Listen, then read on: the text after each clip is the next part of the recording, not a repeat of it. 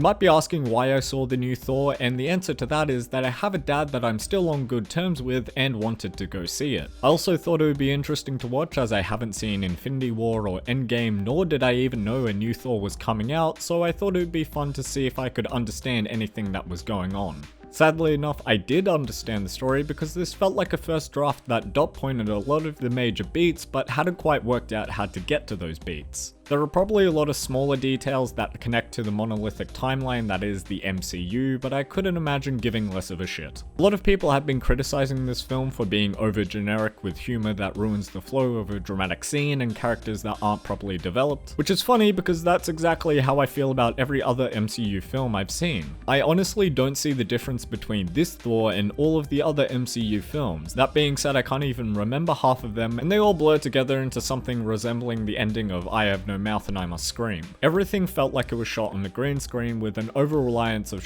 reverse shot close-ups, likely because of COVID filming restrictions resulting in actors being filmed on separate days. The pacing was awkward, the humor was repetitive and annoying, the action scenes were boring and had no stakes, none of the locations were interesting except for Gore's Dark Planet thing, Natalie Portman felt like she was reprising her role from Phantom Menace, Chris Hemsworth seemed like he was having fun I guess, Tessa Thompson looked bored, and the only good performance was Christian Bale because he was appropriately hamming it up. I even enjoyed a lot of the art direction surrounding his character, but he was extremely underutilized in the story. Taika Waititi really over-inserted himself in this film. It worked in Jojo Rabbit because the character's existence was a joke in of itself, but it was just annoying here. Characters' motivations are insanely rushed and hold no weight. The stakes of the film are nebulous with no communication of how much impact it will cause. All the characters have plot armor and are invincible until they unceremoniously aren't for dramatic manipulation. The second act low point felt like parody, and that Zeus scene went on for way too long.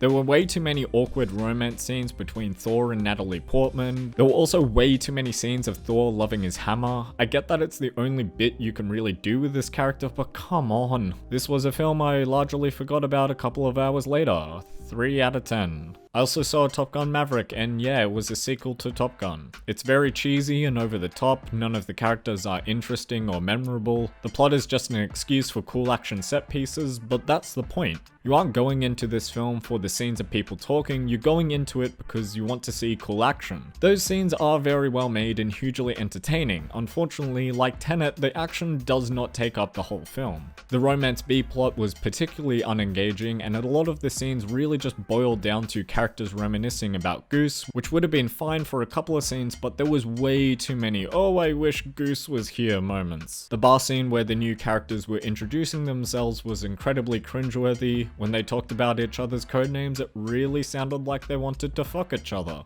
Very little was developed and I did not care for any of the characters, but when the planes did the turn through the cannon, I clapped. One thing I did very much enjoy was how they tried to not specify what nation the enemy was. It was very funny to think about the writer trying to come up with a threatening villain without trying to say Russia or China. And one thing I did not enjoy was the music. Considering this director's first film was Tron, I was just imagining the same set pieces but scored by Daft Punk, because the score for this film was very forgettable. Anyway, this is a dumb fun movie, what do you expect? It's a Top Gun sequel, 6 out of 10 or something, I don't know.